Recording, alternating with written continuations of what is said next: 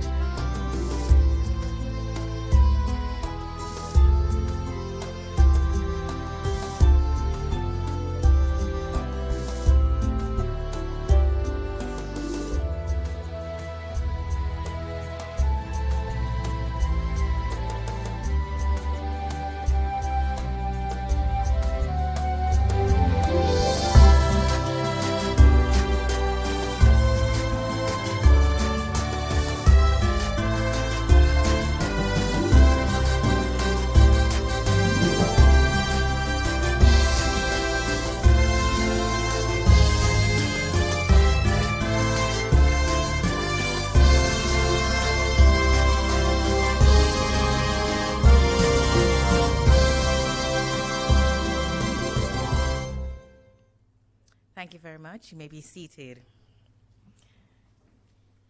Now, ladies and gentlemen, today marks a significant milestone in our collective journey to protect and empower our children and youth in Jamaica. We are gathered at this time to unveil the finding of the VAX report, a significant step in understanding and addressing the issues of violence against our children and youth. This comprehensive survey, led by the Planning Institute of Jamaica, PIOJ, in collaboration with UNICEF and other key partners, provides critical insights into the prevalence, nature, and impact of violence on our young population. To officially welcome everyone and provide context to the partnership, I invite the Chairman and Director General of the Planning Institute of Jamaica. He has served as a lecturer in the Department of Economics at the University of the West Indies, Mona, head of the World Bank Jamaica Country Office, special advisor in the Ministries of Agriculture and Fisheries and Finance and the Public Service. Since his appointment at the helm of the PIOJ in 2016, he has been actively engaged in advancing Jamaica's sustainable development policy. Ladies and gentlemen, please help me welcome Dr. Wayne Henry.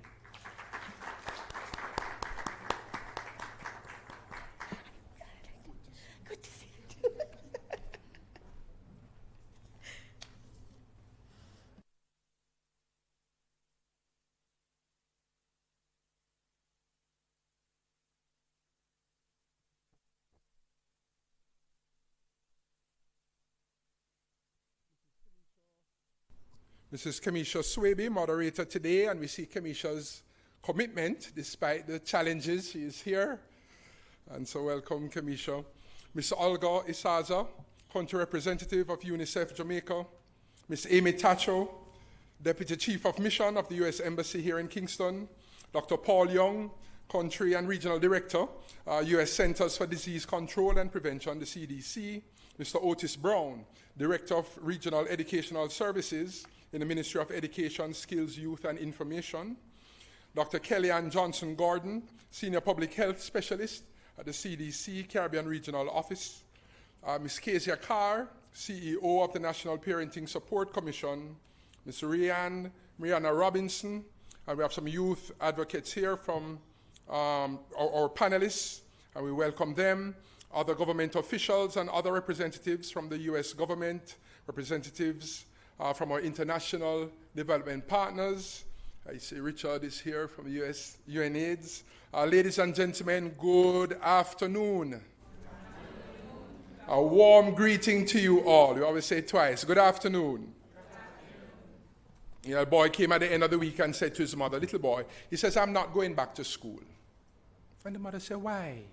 He says, on Monday the teacher said 4 + 4 = 8. Tuesday, she said 5 plus 3 equal 8. Wednesday, she said 6 plus 2 equal 8. Yesterday, she said 7 plus 1. And today, she said 8 plus 0 equal 8. And not going back till she make up her mind. Well, let me say it's my distinct pleasure to welcome you to the launch of the report of the findings of the first Jamaica Violence Against Children and Youth Survey, VACS. In 2022, the Planning Institute of Jamaica received cabinet approval to conduct the Violence Against Children and Youth Survey, VACS, with support from the government of the United States of America through the President's Emergency Plan for AIDS Relief, PEPFAR, and the U.S. Centers for Disease Control and Prevention, the CDC. The survey was fielded by the Elizabeth Glaser Pediatric AIDS Foundation, EGPAF, and the University of the West Indies, MONA. The survey collected information on the prevalence of emotional, physical, and sexual violence against children and youth aged 13 to 24 years, among other things, which you will hear in more detail in the presentation of the findings later in the program. Jamaica is honored to have conducted the VACS and is also very pleased to be one of the 23 countries, including Botswana, Rwanda, Colombia, and nearer to home, Haiti and the USA, that have conducted the VACS globally. According to the Child Protection and Family Services Agency, CPFSA, there were some 43,312 reported incidences of child abuse in Jamaica between January 2019 and December 2020, with an average 60 reports being made each day. The CDC estimates that globally, a staggering 1 billion children are harmed each year. Very concerning, these numbers. To put this in perspective, this is half of the world's child population. Violence against children is preventable. However, we need to understand the circumstances around which violence occurs, and importantly, we need timely and reliable data. The protection of our children also requires a systematic approach and a more facilitative normative structure that is guided by data. The completion of the VACS and the findings are critical to enhancing our efforts at preventing and responding to violence against children.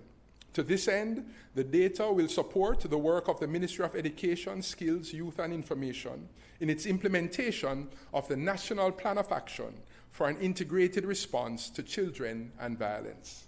Furthermore, the data garnered will provide the country with valuable insights on the health and well-being and incidence of violence against children and youth in Jamaica. This will assist in determining the gaps in our current systems so that we can be more responsive, as well as design better policies and plans to treat with the needs of victims.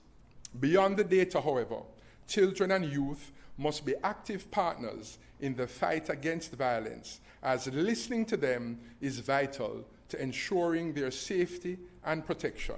We must also provide them with a comfortable environment free from harm and harsh words within which they can communicate openly about their experiences, as the emotional, physical, sexual, and verbal abuse of our children and youth negatively impacts their development and long-term health.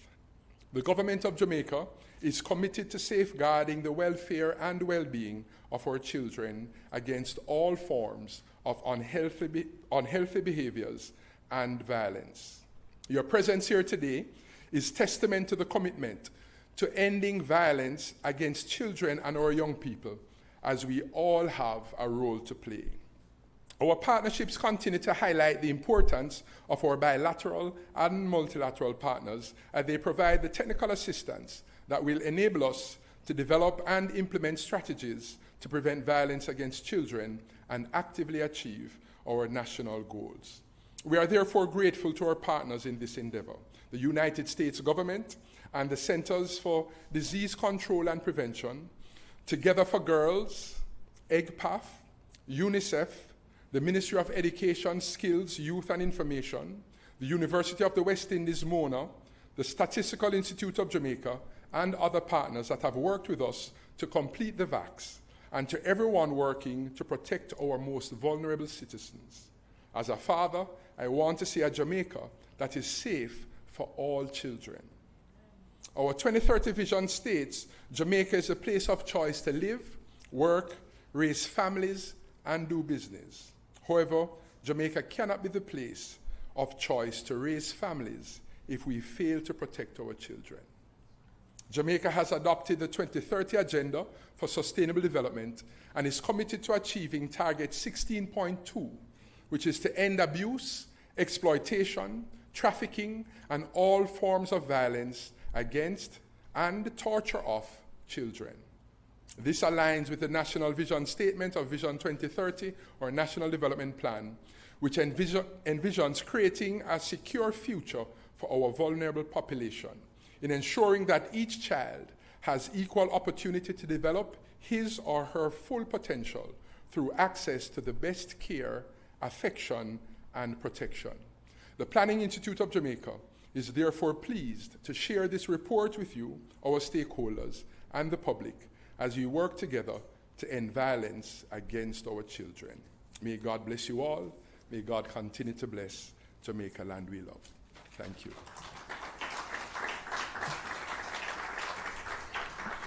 Thank you very much, Dr. Henry. Such an important partnership has been described by Dr. Henry, and it's so fantastic that we have all the partners here today. Violence against children is preventable, and we know that understand the reasons why they need so much more care and protection is so very important. And if you've seen me do similar activities like this, you know I'm usually up and down a little bit more, and Dr. Henry did at it. So I have been given the fantastic opportunity by the team from PIOJ and UNICEF to have a fantastic seat right here. And so I have been blessed with this lectern all for myself. And then all the partners, as you come up to speak, you have a lovely space over there that, you know, we're sharing. My right foot has decided to join the list of persons or things that require more care and protection for a little while. So you will pardon my inability to move up and down as much. All right, ladies and gentlemen, Jamaica's ongoing partner for issues concerning the welfare of children is UNICEF. And now we will hear from its representative in Jamaica. Appointed in February 2023, she has over 15 years of experience with UNICEF, including previous service as acting representative in Peru. With extensive expertise in formulating and executing social policies, programs, and projects that prioritize children's rights, she is a skilled public policy specialist with experience in both private and international cooperation sectors. A social psychologist from Colombia, please welcome Ms. Olga Izaza.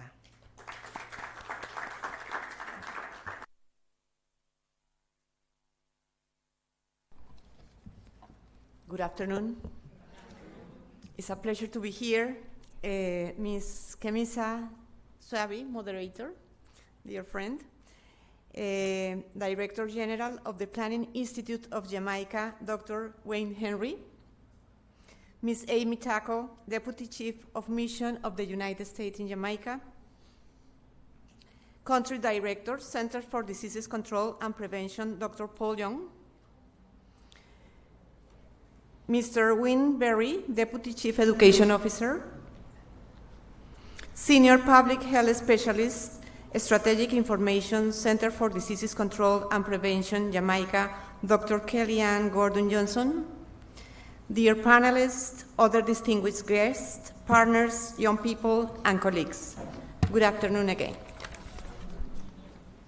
UNICEF is honored to join in the launch of the 2023 Jamaica Violence Against Children and Youth Survey Funding and the Data to Action Framework, and commends the Planning Institute of Jamaica for providing the leadership, oversight, and guidance which were integral to the production of this report. This groundbreaking report is the ratification of what we all are seeing, a harsh reality in which violence in families and communities is widespread, and children and youth are bearing the brunt of it.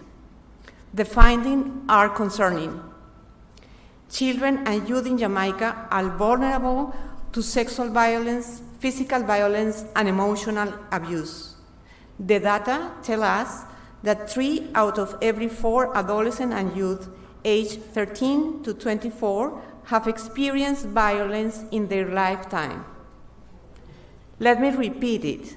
3 out of every 4 persons between 13 and 44 years of age have experienced violence in the short lifetime.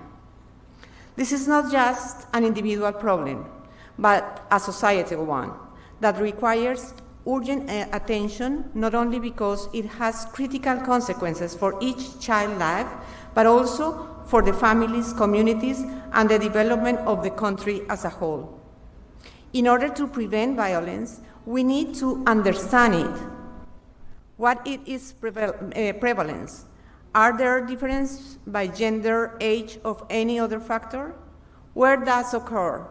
Who are the perpetrators? What are the impacts that it has on the life of children? This report that we are launching today provides this information, and now we can do better because we know more. Together, we have a moral responsibility to act after seeing these figures.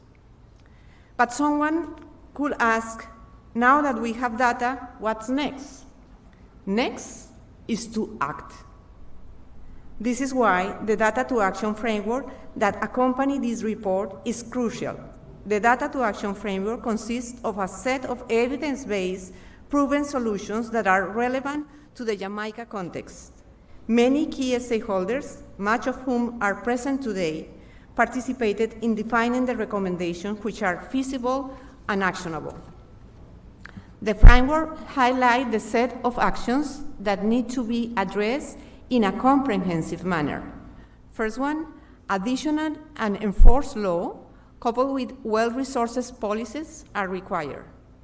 Social norms and values have to be challenged to eradicate the acceptance of violence against children. The spaces in which children spend most of their time should be safe: the home, the school, the community, and the internet. Parents and caregivers must be equipped and supported to perform one of the most sensitive and difficult tasks, raising children. The social services must have the knowledge, the regulation, and the tools to identify violence, support victims, and ensure comprehensive restitution and the right of the child, and hold perpetrators accountable.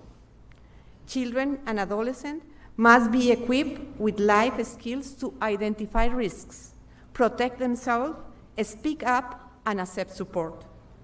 The challenge now is to ensure that the determination and courage to prevent, address, and end violence is there, that the required budget is in place, and the coordination mechanisms are available and functional to achieve our final goal of ending violence against children.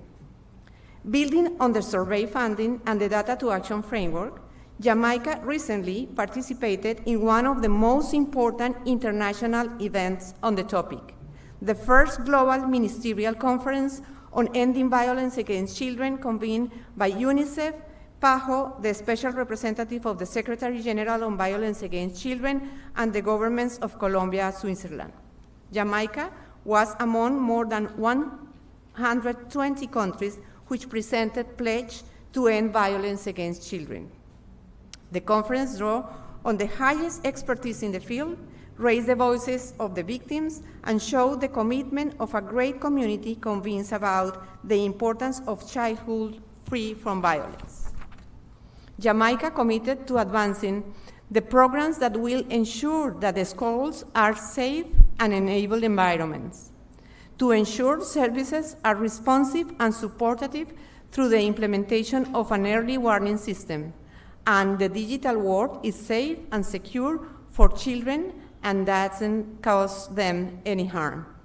Jamaica is taking steps in the right directions. The data and knowledge are there. The actionable framework of proven intervention has been defined, and the political will has been demonstrated. Let me make an appeal to parents. We know that the vast majority of you are trying your best to raise your children in the best way possible. But let me share with you that studies have shown that a successful parenting process is possible without violence. Take the courage to stop and change. You deserve support. You can look for it and strongly claim it. By learning and developing positive parenting practices, your children will build a strong self-confidence, solid social ties, and firm values. And as the data has shown, they will also be more productive. To the communities and schools, I say, if you see something, say something. This must become a part of the community's culture. There is nothing more difficult for a victim than to see a loving relative or a friend keeping silence.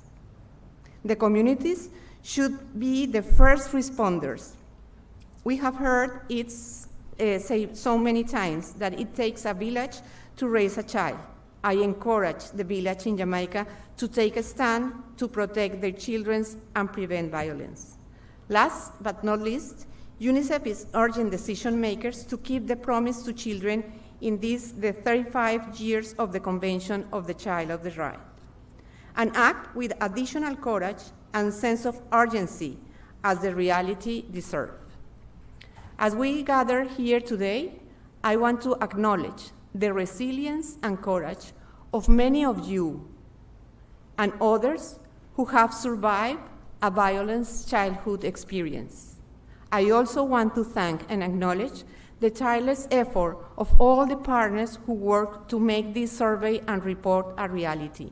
Let me thank the US government, the Center for Diseases Control and Prevention, SPARE, the Elizabeth Glaser Pediatric Aid Foundation, Statin, Together for Girls, and the University of the West Indies for collaborating on this research. UNICEF remains committed to help advance the good pace that Jamaica has established. We are here for you, but more importantly, we are here for each and every child. Thank you.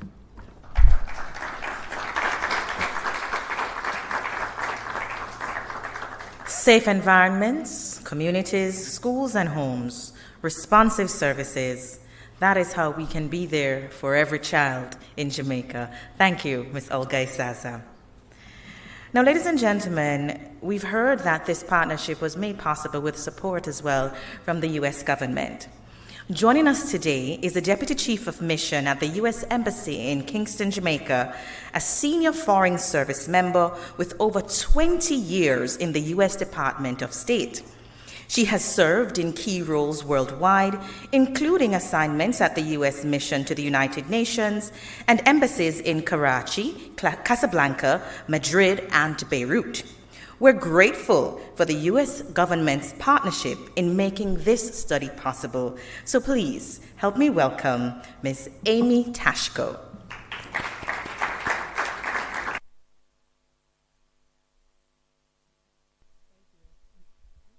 I'm going to try to make this not reverberate. Thank you for that amazing introduction. Good afternoon to everyone. I think we can safely say at this point that all protocols have been observed, so I'm going to skip to the chase. Today marks a really significant moment as we release the findings from the 2023 Violence Against Children and Youth Survey in Jamaica. This groundbreaking initiative was made possible through the collaborative support and funding of approximately $1.3 million from PEPFAR, the U.S. President's Emergency Plan for AIDS Relief, in partnership with the U.S. Centers for Disease Control and Prevention, the Planning Institute of Jamaica, thank you, Dr. Henry, and the United Nations Children Fund, UNICEF. Thank you, Mrs. Sasa. The Violence Against Children survey represents our collective commitment to understanding the prevalence and impact of violence affecting young people, which is a significant and urgent social and health issue that affects the lives of countless children across Jamaica, unfortunately. By collecting data on physical, emotional, and sexual violence, we gain the ability to identify trends, risk factors, and most importantly, real and specific opportunities for intervention. The insights gained from this survey have already provided essential evidence-based data, which will be used as a foundation for informed and impactful policy development. In Jamaica, the National Children's Registry reports that it annually records a range of 12 to 14,000 incidences of child abuse, and those are just the ones they've recorded. If you do the math, that is 900 to 1,200 reports monthly, a deeply troubling reality. This is a serious problem that can have some unpredictable, lifelong consequences, affecting both the physical and well-being, and mental health of the survivors. However, it's important to remember that resorting to violence is not inevitable. There is more than enough evidence to show that by understanding the problem, steps can be taken to prevent it. The Violence Against Children survey provides the evidence needed to develop effective prevention strategies. The United States is committed to partnering with the people of Jamaica to secure a safer future for the nation's children. Evidence-based programming is a cornerstone of sustainable change. These findings will empower Jamaican communities, policymakers, and organizations with the knowledge needed to address root causes, promote resilience, and support a safer and more prosperous society for all. By investing in prevention programs and ensuring appropriate support for survivors while holding perpetrators accountable, we can create a safer environment, and I assure you, significantly improve the well-being of all children and youth in Jamaica. I commend and applaud the dedication of everyone involved in this effort, and I look forward to the positive impact that will emerge from this partnership. Let us continue to work together to create a Jamaica where all children can grow, thrive, feel secure, and realize their full potential. Thank you very much. Thank you very much, Ms. Tashko, reminding us that from this survey, we will get real and specific opportunities for intervention, leading to a safer and more prosperous society for all, but especially for the children of Jamaica. Thank you. Now, ladies and gentlemen, regrettably, the Minister of Education, Skills and Youth and Information could not be here with us today. However, we're pleased to welcome Mr. Otis Brown, Director, Regional Education Services for Region 1, to bring greetings on behalf of the ministry. Mr. Brown?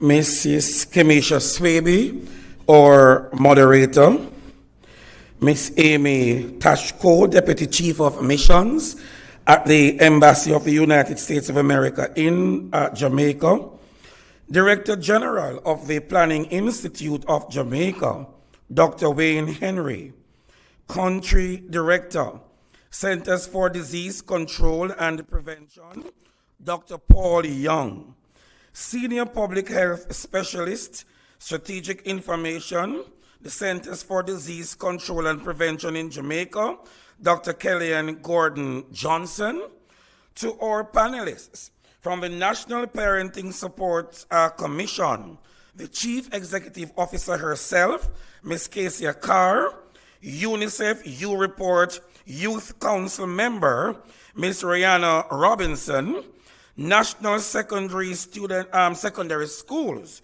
Student Council President, Ms. Laurel Williams, and the Kingston Teen Hub Manager, Mr. Rory Roberts. Other distinguished ladies and gentlemen, good afternoon. It is a privilege to stand here today at the Planning Institute of Jamaica's launch of the Violence Against Children and Youth Survey, that's the VAX report. This signifies a critical step forward in understanding and addressing the deeply rooted issue of violence against children and young people in our society. Today, as we discuss the findings, we also are confronted with the realities that affect the lives of so many of our young people. This report represents the hard work and dedication of many.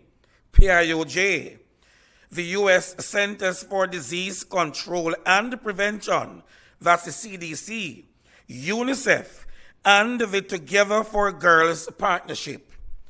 I extend my heartfelt gratitude to each of these organizations. This collaborative effort proves the power that comes when nations and institutions come together, unified by the shared purpose of creating a safer, more supportive world for our young people. The findings in this report are sobering. They show us that violence is not just an isolated issue, but a widespread crisis affecting over 77% of the young people in Jamaica land we love. It takes various forms, some of which are physical, emotional, and sexual, and it reaches into our homes, unfortunately our schools and communities, reminding us that violence is a challenge that we all must confront. For the Ministry of Education, Skills, Youth and Information, these findings are more than just statistics. They represent a roadmap, a powerful tool to guide our efforts in creating safer spaces for the learning and growth, not just within our schools, but across every environment where our youth live, learn, and interact. They call on us to ensure that education is not only about academic achievements, but also about fostering resilience, promoting safety, and supporting mental and emotional well-being. The data also offers insight into the gendered nature of violence. We see that young females experience higher rates of sexual and emotional abuse, while young males are often more exposed to physical violence and, in some cases, feel the need to carry weapons for self-defense. These distinctions reveal the unique challenges that our young women and men face, and they demand and deserve responses that are as specific and sensitive. This understanding will be central as we design targeted, gender-sensitive interventions to protect all youth. Beyond the individual impact, the effects of violence ripples through education, health, and mental well-being. Many young people who have experienced violence report disruptions in their schooling, with too many missing valuable time from their classes. Imagine what is lost when a child already bearing such a burden loses access to the one place where they should feel safe, where they should feel supported and free to learn. The cost is high, not just in academics, but in self-confidence and hope for a better future. Equally troubling is a gap in service utilization. While about half of our young people know where to seek help, only a small fraction reach out. For those affected by sexual violence, only 1 in 10 sought professional services, and for physical violence, only 1 in 5. These numbers reflect a deep issue, one of trust, accessibility, and the need for systems that meet our youth where they are.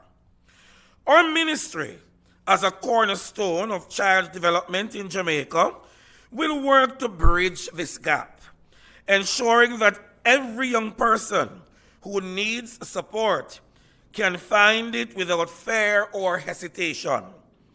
This will mean expanding mental health services within our schools, training teachers to recognize signs of distress, and building trusted pathways for students to seek help.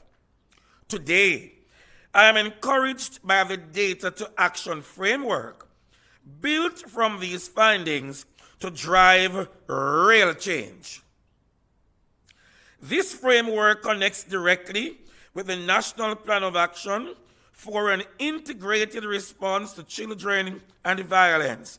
That's the NPA-CV, which will be strengthened to take on the challenges before us. For the ministry, this framework provides clear actions and commitment, aligning policy with practice. Equally important is our commitment to improving mental health support for young people. We know that healing from violence requires more than just laws.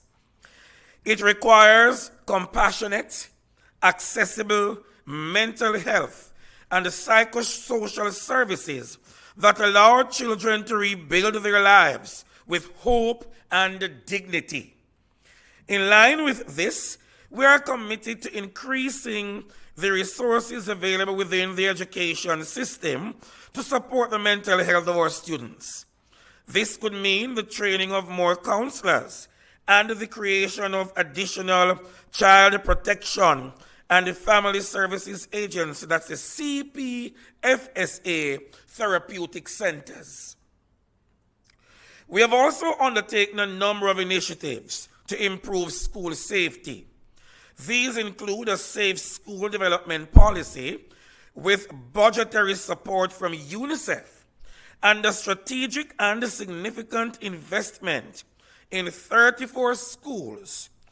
They are served in 7 declared zones of special operations through a program called the Interministerial School Support Strategy, the ISSS. In closing, let me express my sincere gratitude to everyone involved in bringing this report to life. The insights we've gained are more than numbers on a page. They are a call to action for each of us, a reminder that we all play a role in building a Jamaica where every child can grow up without being fearful. Today, as we look forward, let's commit ourselves to turning this data into meaningful action. Together, across ministries, communities, and sectors, we can create a Jamaica where every child feels safe, valued, and free to dream. And ladies and gentlemen, while I served in one of Jamaica's high schools, as principal, I usually say to my children, at every opportunity I get, anger, A-N-G-E-R, is one letter away from danger. If we could just help them to manage anger. Thank you so much for listening. Thank you, Mr. Brown, who shared with us what we know. The cost of violence against our children and youth is high. And we, through this data, have been given a roadmap for action. And I think we've sat here and are quite ready to hear more details of the survey. I imagine there may be things that shock us, but beyond all that, what will it call us to do? What will we use the data to move towards action for?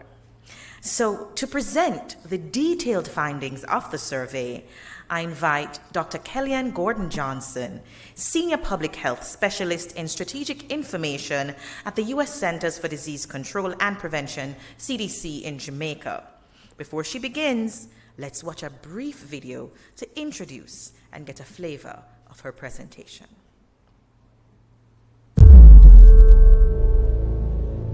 Violence against children and youth impacts families, communities, and the future. To prevent it, we first need to understand it. The 2023 Violence Against Children and Youth Survey, led by the Planning Institute of Jamaica, with support from the U.S. Centers for Disease Control and Prevention, CDC, Together for Girls and UNICEF, reveals important information about violence faced by youth in Jamaica.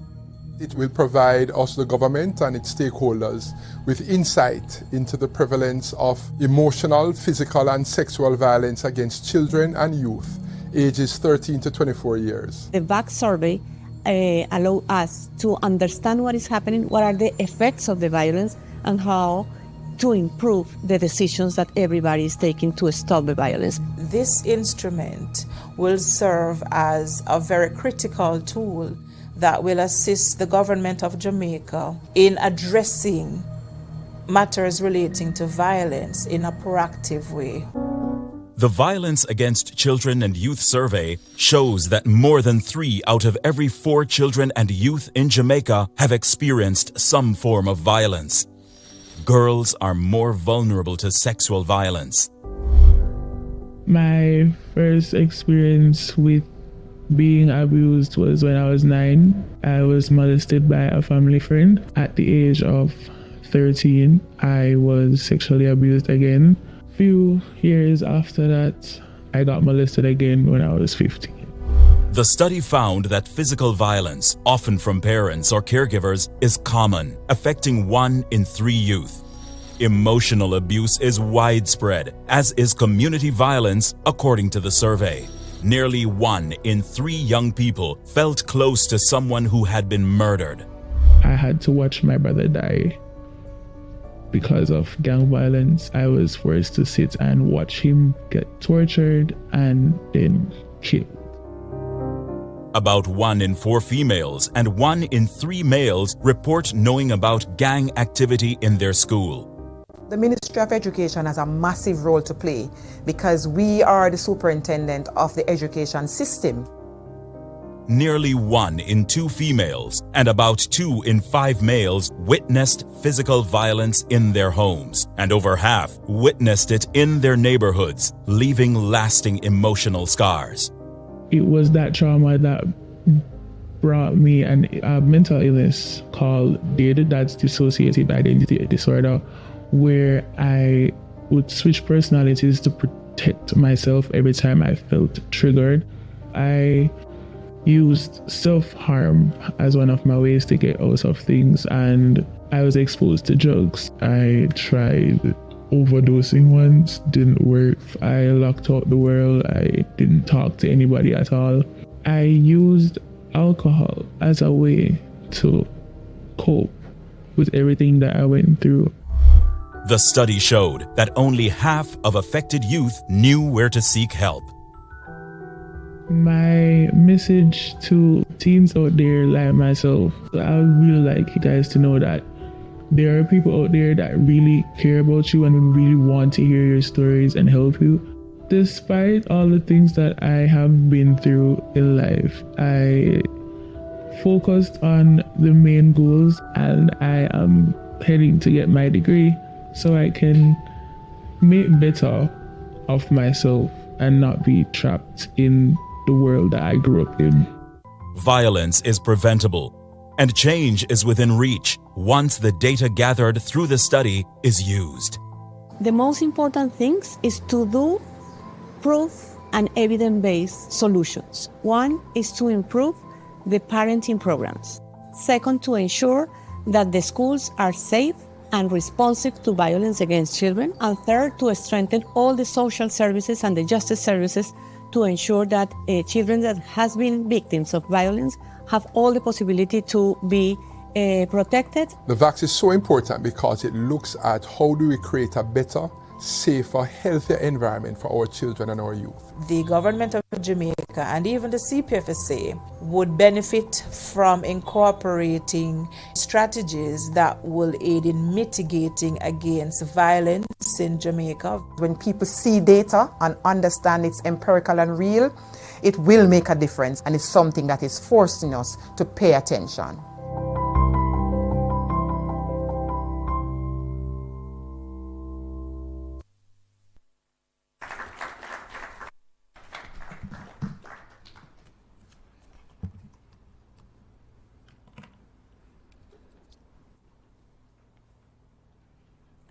Ms. Kamisha Swaby, moderator, Dr. Wayne Henry, Chairman and Director General of the PIOJ, Ms. Amy Tashko, Deputy Chief of Mission, U.S. Embassy, Kingston, Dr. Paul Young, Country Director, CDC Caribbean Office, Ms. Olga Izaza, Representative of UNICEF Jamaica, Dr. Richard Amenyo, UNAIDS Multi-Country Director, Mr. Otis Brown, Director, Regional Education and Service, Regional 1, Ministry of Education, Skills, Youth and Information.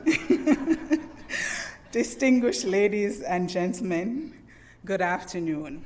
It is my pleasure to present the findings of the Jamaica Violence Against Children and Youth Survey 2023. So I will set the stage, and I think we've heard a lot about what's happening in terms of the context for Jamaica, and then I'll move into the Jamaica VAX 2023 process, key findings, and takeaway. So what is the context of violence related to children in Jamaica? We heard already that globally, significant number of children are impacted by violence annually. Global murder rates in 2021 was estimated to be 5.8 per 100,000 population. While murder rates vary across the globe, the Caribbean and Central America are global hotspots. Jamaica has one of the highest homicide rates in the world, 60.9 homicides per 100,000 population. And that was as at 2023. Violence in children and youth is a frequently reported issue. Violence also impacts not just the individual, but their experiences. Children and youth who experience violence have higher risk of health and social problems. There are many initiatives being implemented in Jamaica to support violence prevention and response. Nevertheless, there was a lack of comprehensive national level data on the magnitude, impact, and context of violence against children in Jamaica. Therefore, the Jamaica VAX provides the country with estimates on the prevalence of sexual, physical, and emotional violence, identifies associated risks and protective factors, and health and social consequences, as well as knowledge and use of medical, psychosocial, legal, and protective services among children and youth in Jamaica. There are now huge opportunities to translate the VAX into action. So the VAX is a national household survey that now stands as a gold standard globally for youth violence and data, and includes a robust data to action process, and is a premier source of broader risk and protective factors.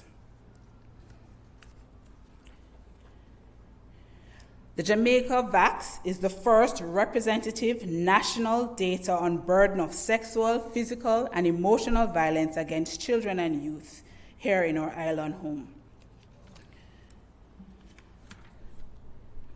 So what were the objectives? First, we wanted to estimate the prevalence of physical, emotional, and sexual violence, look at the association between violence and HIV risk factors. And of course, you might say, why specifically HIV? Our funding comes from PEPFAR, and HIV is our primary focus. So there is some HIV elements to the work that we've done with the VAX. We also identified risk and protective factors for violence. We looked at health and social consequences associated with violence, areas for future research, looked at knowledge and utilization of services for children who have experienced violence, and coming out of this, we're supposed to be able to make recommendations to relevant ministries in Jamaica and partners on how we can prevent and respond to violence against children among our population. So let me try to explain the methodology, summarize it. As I said before, it's a national household survey. So it's a cross-sectional, representative representative household-based survey among 13 to 24-year-olds, both females and males, and is designed to produce national estimates of experience of physical, sexual, and emotional violence among our youth and children. The target population, as I said, is 13 to 24-year-olds. We use the 2011 Jamaica population and housing census as our sampling frame, and we stratified for sex and parish. To be included in the survey, you had to be living in the household that we selected. You had to be, of course, within the age of 13 to 24. We didn't use younger because we know they may not be able to interpret some of the questions that we're asking based on age. And we didn't use older than 24 because we wanted to reduce recall bias, remembering what happened in the past. Additionally, you had to be able to speak English. And unfortunately, if you had a severe disability that impacted your capacity to understand, you were eliminated from the process. We used a split sample. So separate sample drawn for males and females based on the required sample, and we ensured the unit of sampling that we did, that we didn't mix males and females, because you didn't want to interview a victim and a and then the person would be able to know what the questionnaire was about in whoever the victim was. So to reduce the risk to the participant, we ensured that sampling was done for males and females in separate, what we call primary sampling units. In terms of extensive training and protocols, we went through a 2-week training process for team leads and for our data collectors. And we want to thank them immensely it was a hard data collection process, and we want to thank all the persons who gave time and effort to the data collection process. We also use an electronic data system software, which we call ODK, Open Data Kit, and that was what was used to collect the data. And so the data collectors were also trained in that during the training process. We also included within the training non-judgmental interviewing. So we tried to mimic the scenarios and sort of train the interviewers so that when they went into the field, they would ensure that they were non-judgmental. Jamaica was the first VAX process to use audio computer-assisted self-interviewing. So we are actually the first.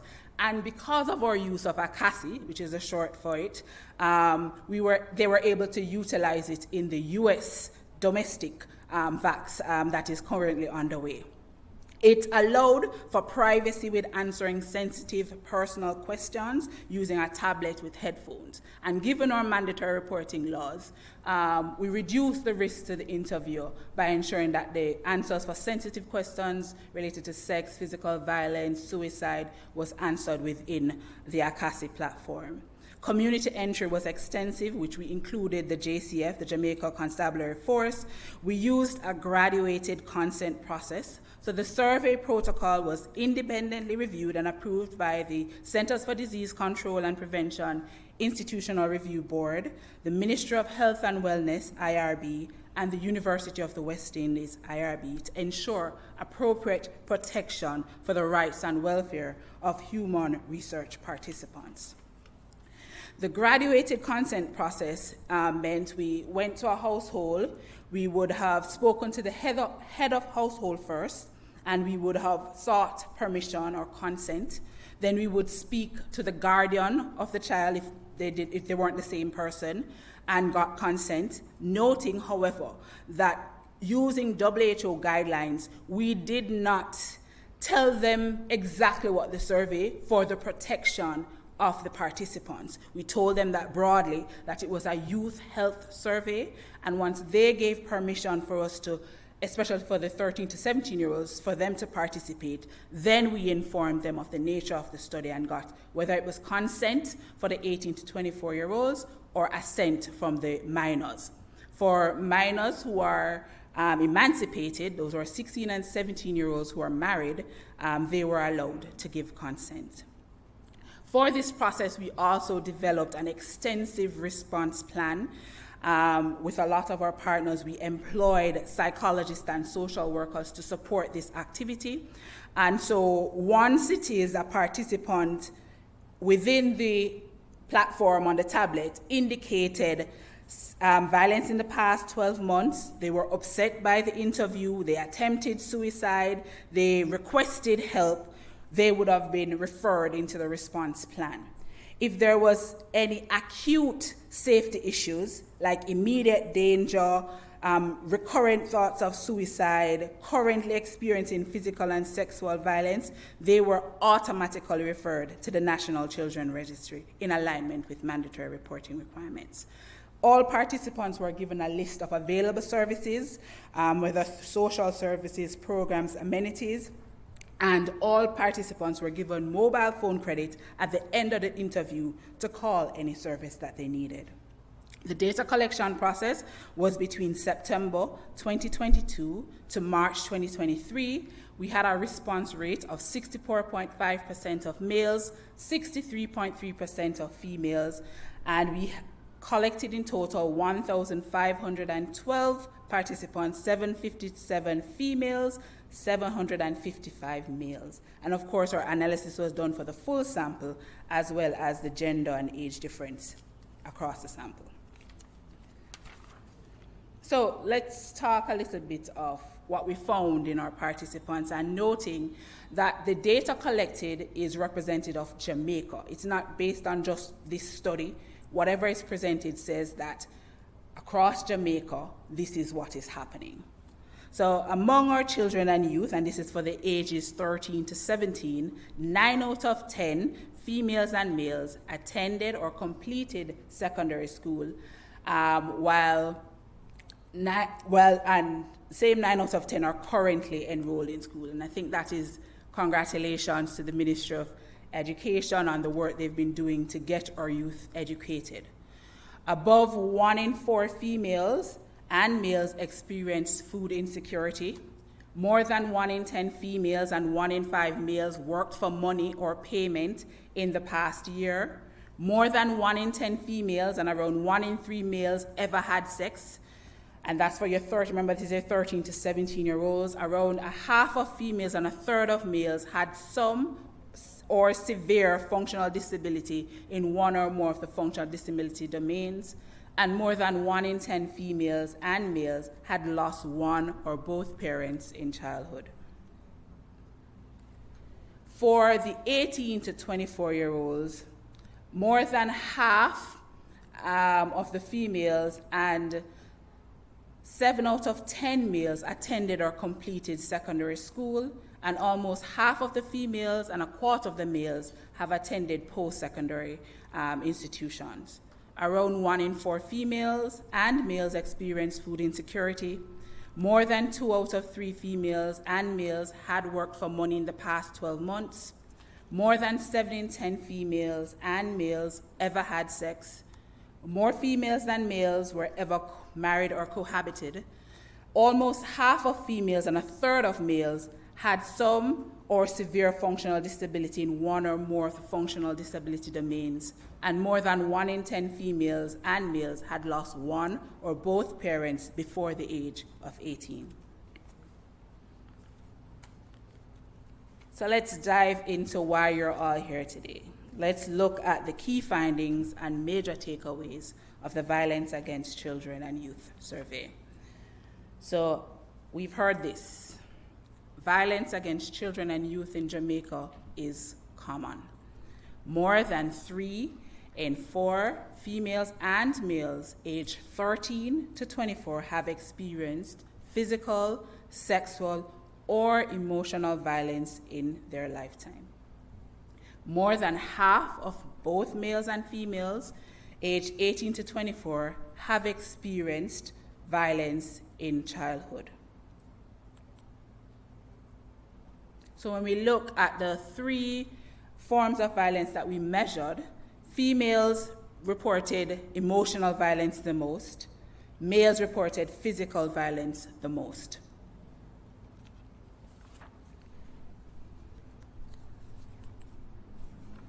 So what is physical violence? Physical violence is defined as the intentional use of physical force with the potential to cause death, disability, injury, or harm. We already said that for physical injury, we had 1 in 3 females and 1 in 3 males who experienced physical violence in their lifetime. And in terms of perpetrators, parents or adult relatives and peers are common perpetrators of lifetime physical violence.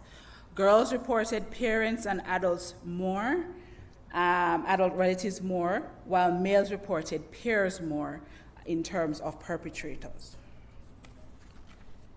One of the things that definitely came out in our bilateral and data to action discussions was the fact that despite our rates of physical violence, our children reported that they had high levels of parental monitoring and supervision, 94% for females, 90% for males. They reported it's less in terms of their report for close relationship to their mother, but still high, 90% for females, 95% for males. 70% for females, 88% for males, and easy to talk to father was even less. However, we know that use of positive parental discipline in the last 12 months was 42% for females and 30% for males. When we looked at some of the norms, males were more likely to believe in corporate punishment and endorse traditional gender and sexuality and violence norms than when compared to females. More than half of children and youth who experience physical violence had the first incident at ages 12 to 17. When we look at perpetrators, around half of children and youth experience an injury due to physical violence, and for females, the most injury was reported among intimate partners, and for males, again, it was reported among their peers at 51%. So let's move into sexual violence. Sexual violence encompasses a range of acts, including completed non-consensual sexual acts, attempted non-consensual sexual acts, non-physically pressured sexual acts, and unwanted sexual contact. 1 in 4 females reported sexual violence, and 1 in 10 males reported sexual violence. As you can see, it impacts our females more than it does impact our males. So significantly more females than males experience lifetime sexual violence. And here we have the breakdown of the different types that were assessed in the survey. Unwanted sexual touching, unwanted attempted sex, pressured and coerced sex, physically forced sex. Many victims first experienced sexual violence at age 13 or younger, with 43% of females reporting first experience less than age 13 and younger, and 37% of males reporting less than 13 or younger.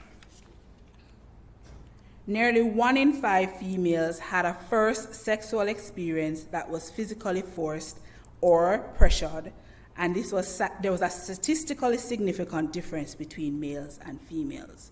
When we look at the 13 to 24-year-olds, we found that female orphans, youth who have experienced food insecurity, and females with severe functional disability were all significantly more likely to experience sexual and physical violence in the past 12 months.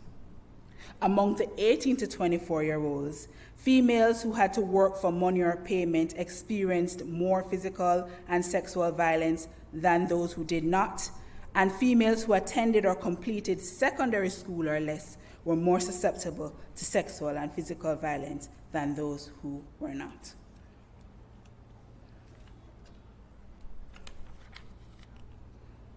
So When we look at sexual violence and the perpetrators, one thing that stood out to us in our review of the data, that for most victims, it's someone known to them. And it's occurring in familiar locations. So it's happening at home. It's happening in the neighborhood. It's, the response options for common perpetrators were partner, relative, friend or neighbor, and other, and due to the use of ACASI, we are unable to break out other, but as you can see in both males and females, other featured. However, friend and neighbor was the highest for both males and females, with 46% of females reporting perpetrators being a friend or neighbor, and 50% of males reporting friend or neighbor. And again, most common location, home setting, 52% for females, 57% for males. Are our children getting the necessary services needed? So while a significant proportion of our children would have told somebody about the sexual violence that occurred to them, we noticed the fall off when it comes to actually seeking care. So 53% of females, 35% of males told somebody, and it was most likely a friend or a neighbor that they would have reported it to. 55% for females, 60% for males reported to a friend or neighbor. 40% of females and 31% of males knew of places to seek help. 10% of both males and females actually sought help. And 7 and 8% of males actually received services. Now, when we notice that gap in seeking services among the victims.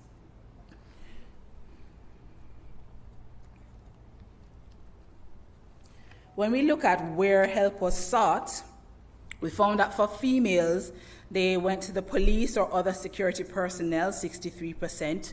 They went to social worker, guidance counselors, or other counselors at 61%, and they would have reported to CPFSA, CDA, or OCA at 60%. However, there's a difference for males where most would report to the doctor, nurse, or other healthcare worker in a hospital or clinic at 99%, and police or other security personnel at 54%, noting that that estimate was a bit unstable, hence the asterisk.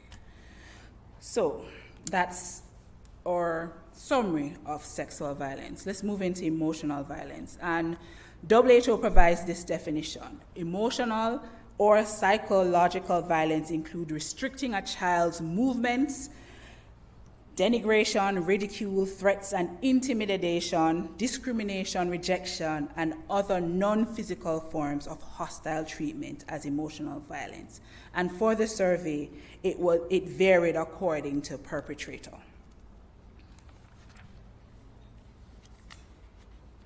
More males than females experience lifetime emotional violence, and peers are the most common perpetrator of emotional violence among our children and youth.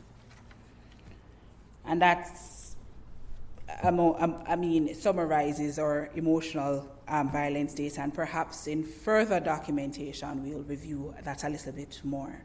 When we look at violence in the community, and this was particularly included in Jamaica VAX as a request from key stakeholders, we found that females and males were affected by violence in the community, and children or youth are exposed in their homes and communities, with 45% of females and 38% of males witnessing physical violence in their home during childhood.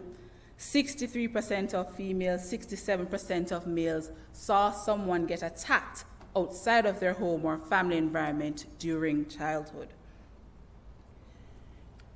And it's not just simple violence, it's severe forms that our children and youth are exposed to. 34% of females and 42% of males saw someone stabbed with a knife or sharp weapon or shot outside of their homes. Nearly 1 in 3 females and 3 in 10 males knew someone close to them who had been murdered. And what is the impact? So, members of a gang in the past 12 months, this is something that was brought up in all of our planning discussions around what's the, participation in gangs among our youth, because we're seeing an increased number of reports of children being involved in gangs. We found that 2% of females, 3% of males reported being members of a gang in the past 12 months. Around 10% of both males and females felt threatened by gang activities in the last 12 months. 15% of males, 16% of females experienced or witnessed gang activity in their neighborhood. And 24% of females, 32% of males witnessed gang activities in our schools.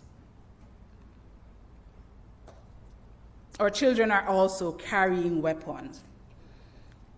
They say often for protection, but nearly 1 in 10 females, 1 in 5 males ever carried a weapon: gun, knife, cutlass, ice pick. Of those who carried a weapon, 2 in 3 females, 1 in 2 males carried a weapon in the past 12 months. So what are some of the associated negative consequences and risk factors that we identified in the VAX survey? So we're looking at violence and victimization associated with negative consequences among females 13 to 24. Females who experienced lifetime sexual, physical, or emotional violence were significantly more likely to have mental distress in the last 30 days, ever thought of suicide, and ever intentionally harmed themselves when compared to females who did not experience each type of violence. For those who experienced sexual violence, they were significantly more likely to binge drink and ever had symptoms or diagnosis of a STD. For those who experienced emotional violence, they were significantly more likely to ever had symptoms or diagnosis of an STI. When we look at our males, more males who experienced sexual violence were more likely to ever think of suicide, ever intentionally harm themselves, smoke cigarettes, or smoke marijuana when compared to males who did not experience sexual violence. For those who experienced physical or emotional violence, they were significantly more likely to have mental distress in the last 30 days. And those who experienced lifetime emotional violence were significantly more likely to have symptoms or diagnosis of an STI, smoked marijuana within the last 30 days. So when we look at sexual risk-taking behaviors and associated risk factors, we found that among our females, 11% of them reported early sexual debut, which is before age 15, and we found that 37%, which is significantly higher than our females, reported early sexual debut. We had 11% of persons reporting adolescent pregnancy, 12% of females reporting binge drinking in the last 30 days, and 21% of males reporting binge drinking in the last 30 days. When we spoke about transactional sex in the past 12 months, noting we collected the data a little differently for males versus females. For females, we looked at those who received goods, money, or service in exchange for sex. And for men, we looked at those who provided goods, money, and services in exchange for sex. And when we do the next facts, we'll ask it a little differently. 10% of females reported transactional sex. 17% of males reported providing goods, money for transactional sex. 27% of females reported 2 or more sexual partners in the past 12 months. 63% of males reported 2 or more sexual partners in the past 12 months. And when we look at infrequent condom use across more males and females, around 50% report infrequent condom use. So, as I said, one of the best practices of VAX is that it doesn't just stop at collecting data and putting it on a desk to gather dust. We actually move into the data to action framework. And this was developed with the support of UNICEF for our VAX data.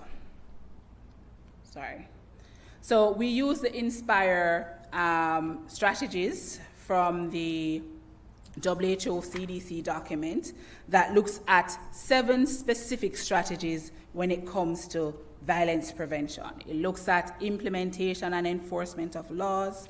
It looks at norms and values, safe environment, parent and caregiver support, income and economic strengthening, response and support services, and education and life skills. So over the last year, we started the data to action process, we would have met with stakeholders, we had bilateral meetings, we had a data to action workshop with partners from across the island, and then we had a youth forum that helped us to look at these strategies, look at the VAX data, and see what were the best recommendations coming out of the VAX for our children and youth to promote violence prevention. So in terms of when we looked at implementation of laws and enforcement of laws, we talked about strengthening policies, laws, and regulations, adopting and implementing legislation that banned corporate punishment, strengthening legislation that limit children and adolescents' access to firearms and weapons came out as some of the top areas for discussion, norms and value, look at social and behavior change strategies, develop and implement a community mobilization to end violence against children. When we look at safe environments, and we saw that the home, coming up as a common location, reducing violence by addressing hotspots.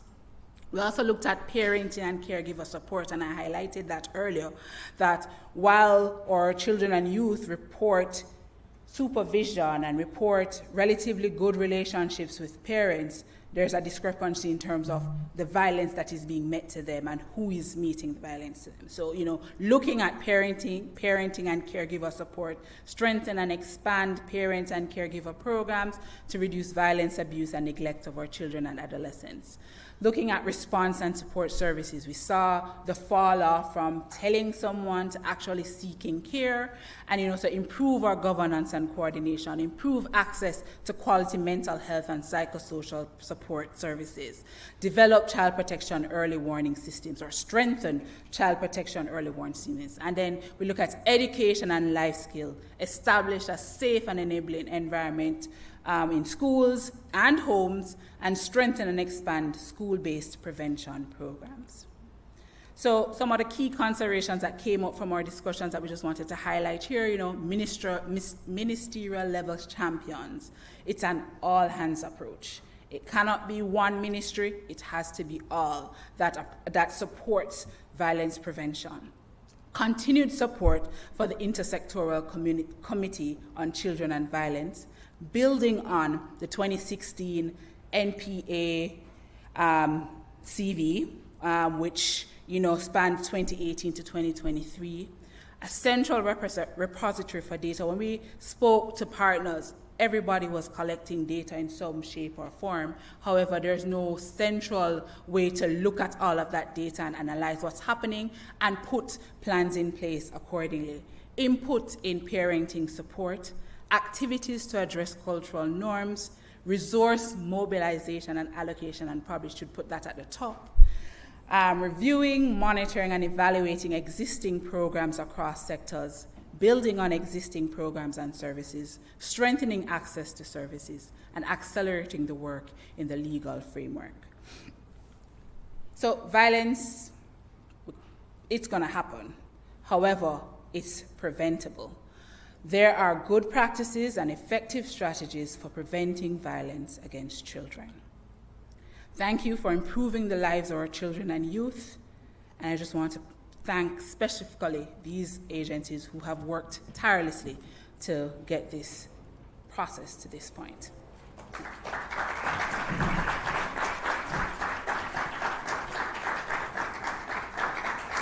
Dr. Kellyanne Gordon Johnson. Wow, how are we feeling? I feel like I have to do a check-in. Maybe we need a wellness bench. How are we feeling? Yeah. Heavy, right? Distressed. Yeah. What else? So we're doing a check-in because we just got hard hit with some data. But we got some hope at the end, because there was that data to action framework and the discussions about what has been done to design and develop that framework, and some opportunities from ministerial champions to ways we're going to try to change culture to make it safe for all our children, right? The methodology itself provided so much care and consideration for children during the process, and I found that particularly interesting, including even the opportunities for referrals and the opportunity for children to get some credit to call somebody if they needed help. So commendations to the team for that approach as well. And I'm certainly looking forward, and I know many of us are looking forward to the report, so we can see more on the emotional violence elements as well. But ladies and gentlemen, we now want to, given that I've given you a breather, right? I wish there was something else I could do to make us feel a little lighter, but we really have to just confront the facts right now, yeah? We're opening the floor now for a brief question and answer segment, allowing journalists present and audience members the opportunity to engage with Dr. Gordon Johnson. Now we're going to keep this brief, so if you have a pointed question, a note of clarification, I encourage you to use this time to engage, question, and share insights on how we can collectively make an impact, but bite-sized comments, please. If you have a question now, please raise your hand and a microphone will be brought to you.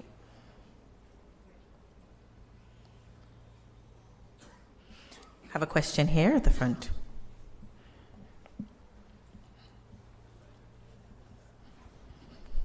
Yeah, congratulations to the research team and actually those who designed this. This is a rich source of information for policy making and programming to support our children in Jamaica. So thank you so much for, and I also really want to thank you for how you went through the presentation, very helpful. Because I work for UNAIDS, you had indicated as part of your objectives that you collected some information on HIV. I don't know if because probably of the sensitivity of that information it wasn't shared, or it would be good to know what were some of the specific HIV-related findings that will be relevant for the type of programming that we are engaging. And I really do like the aspect emphasizing the need for mental health support. That is critical regardless of whatever age the child is. So that's a very important point. Thank you so much. Our initial objective was actually to see if we could collect some HIV prevalence data. However, in discussing with key stakeholders and when we went to the IRBs, that was not approved. So we were unable to collect the prevalence data. In terms of persons who reported being HIV positive, the response was extremely low, so we are unable to report out that data. We did collect some data on, knowledge around PrEP, knowing where to seek services for HIV, what you know about HIV. And I think in keeping with the knowledge, attitudes, and behavior study that the Ministry of Health and Wellness has done, or general knowledge around HIV has reduced over the years. And so definitely it's also highlighted the need for us to do a little bit more work around HIV knowledge, knowing where to access services, etc.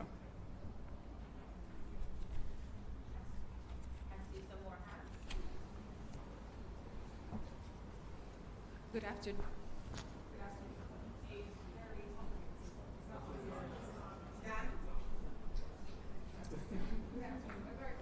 Presentation. Okay, I'm hearing it now. Very comprehensive. I just had a quick comment or really a point of clarity in terms of your distribution. I know you mentioned the sample. Very well done in terms of the methodology and how you really broke that down for us. In terms of your sample, is there any insight that you have in terms of between urban or rural responses in your data collection process? So I think it was not, there wasn't any statistically significant differences between urban and rural. We cannot disaggregate by parish, because that has been a question that has been asked, but how the sampling was done, we were unable to disaggregate by parish, and there was no statistical significant difference noted in urban versus rural.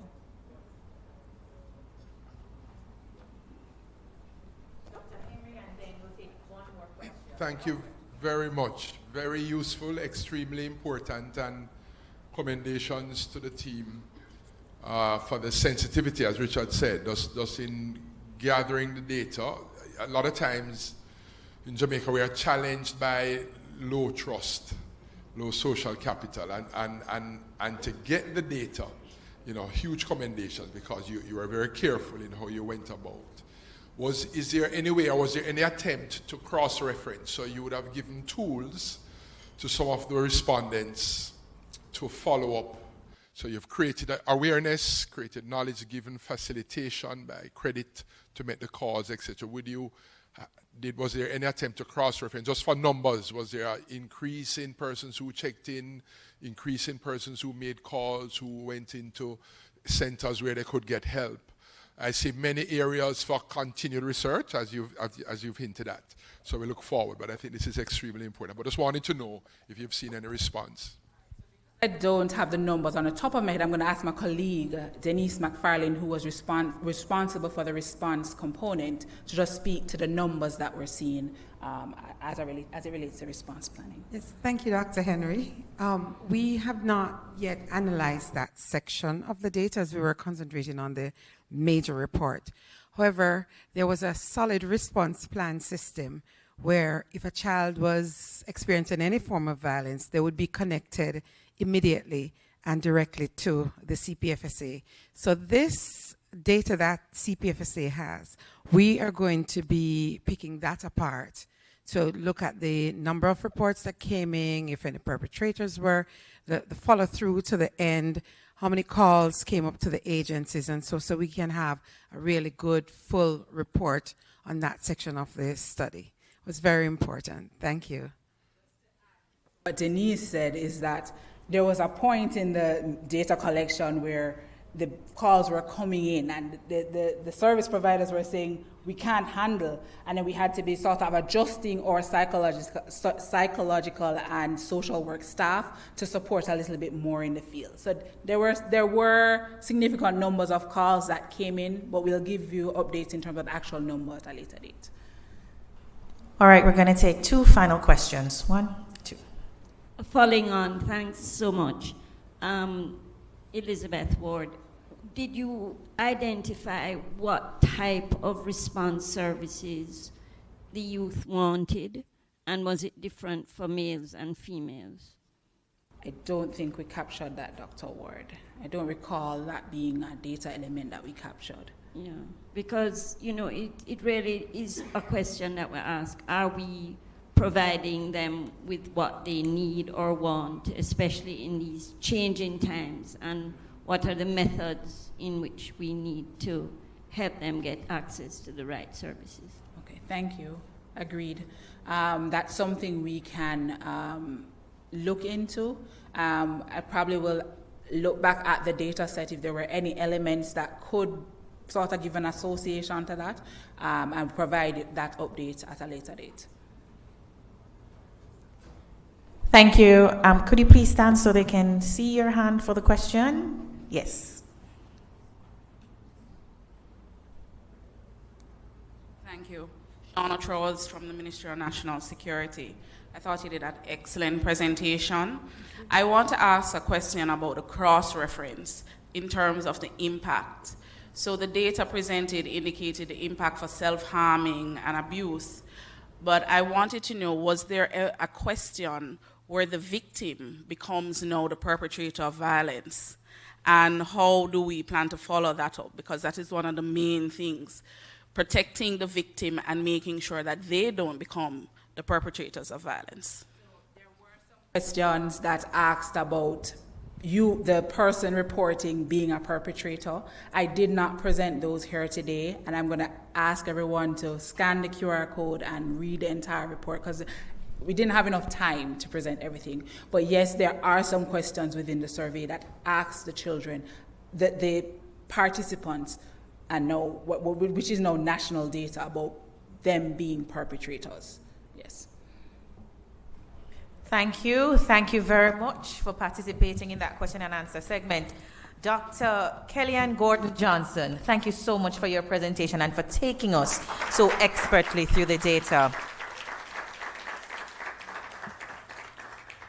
Ladies and gentlemen, we must ask ourselves, how can we build a better Jamaica when we ask our children to live through so many adverse childhood experiences, when we ask our young people to become resilient simply because they have to. So these are things that we have to consider. And we must always try to get the perspectives of young people as well as the perspectives of persons who serve young people in a very, very direct capacity. So we can even get a better look at how we can move from data to action. Right, Olga? From data to action. And so I'm excited now about this part of today. We're going to have a vibrant panel of persons who are stakeholders and youth themselves to give voice to the findings. As I introduce each member of the panel, I ask that they take their seats on the stage. Let's welcome first Chief Executive Officer of the National Parenting Support Commission, Ms. Kesia Carr. Ms. Carr leads the implementation of the National Parenting Support Policy through countrywide coordination of service providers to parents for the development of effective parenting skills. She's a champion of children's rights and an advocate for social inclusion. Kesia Carr, ladies and gentlemen. Welcome, Ms. Carr. Next, we're joined by UNICEF U-Report Youth Council member, Ms. Rihanna Robinson. Ms. Robinson, we can congratulate her. She just graduated from the University of the West Indies, and she is a first-year attorney in training at the Norman Manley Law School and the holder of her Bachelor of Laws. She graduated with honors. She's a student leader and youth advocate. In her role as a member of UNICEF Jamaica's U-Report Youth Council, she focuses on mental health, education transformation, child protection, and food policy. She also serves as a youth representative to the Education Ministry's Character Education Task Force. Let's also welcome President of the National Secondary Students Council, the NSSC, Ms. Laurel Williams. Ms. Williams hails from Clarendon and attends Glenmuir High School, where her peers affectionately call her the class lawyer because of her relentless advocacy on their behalf. As NSSC President, Laurel ensures that the voices of students are not just heard, but are a driving force in shaping the systems that affect their lives. And ladies and gentlemen, put your hands together and welcome Manager of Kingston Teen Hub, Mr. Rory Roberts. Mr. Roberts has been the center manager at the Teen Hub since 2021. The Teen Hub, conveniently located in the Halfway Tree Transport Center, is a safe space for students made possible through a partnership between the Ministry of Health and UNICEF. Mr. Roberts is the writer, producer, director, and actor for the award-winning TV series Baller, which is popular among adolescents in Jamaica and in the Caribbean. He is credited for spearheading effective and inclusive programs for the more than 100 students who visit the hub in Halfway Tree daily. Now, ladies and gentlemen, our panelists are here to share their insights and experiences in supporting parents and peers affected by violence. Their perspectives will be invaluable as we move from understanding the data to taking concrete action, because we're moving from data to love that you caught that response moment. So, as we have seen, violence against children is widespread. So let's begin the discussion. Laurel, we want to start with you. How can we involve young people in creating and implementing violence prevention strategies within their communities? I'm sorry, could you repeat that? Good afternoon, everyone. Could you repeat that for me? How can we involve young people in creating and implementing violence prevention strategies in their communities? All right, so first and foremost, good afternoon, everyone. I hope that we're all well. When it comes on to youths in this process, I believe that we are without a doubt one of the most important stakeholders. Our voices have or are critical in this matter simply because we are the ones that are experiencing it. When I think about how we can really involve youth in violence prevention strategies, I think about building the capacity of the youths themselves. We are the ones that are in the violent situations in schools or in our communities. We ourselves need to learn skills such as conflict resolution, empathy, mindfulness, emotional intelligence, conflict resolution. When we ourselves are equipped with those skills that we're able to handle ourselves in violent situations, we're able to not only de-escalate the situations amongst our peers, but we're able to show others that this is how it's supposed to go. And I mean, that also ties into peer counseling programs within schools, where we know that there are students that are chosen to represent or rather to counsel their peers. Sometimes children or youths rather to hear from their fellow youths than from adults. And so I think implementing programs like that, not only in schools, but in communities, will really help the students to, you know, give them that kind of safe space where they can talk to their fellow peers. Those peers would show them the living examples of what they should, or rather of skills and qualities that they must emulate. And it can help them in the process of changing the violent nature of the space to a more safe one. And yeah. Thank you, Laurel. And I saw agreement from the entire panel when she said the peer-to-peer engagement.